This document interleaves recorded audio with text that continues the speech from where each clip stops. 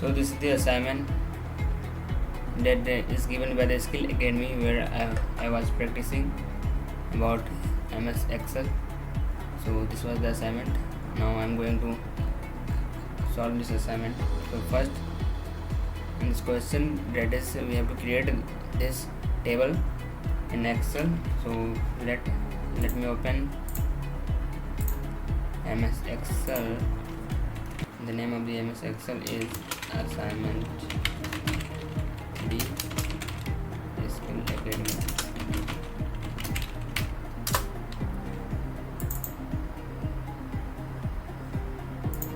Now we have to make this table in this MS Excel sheet.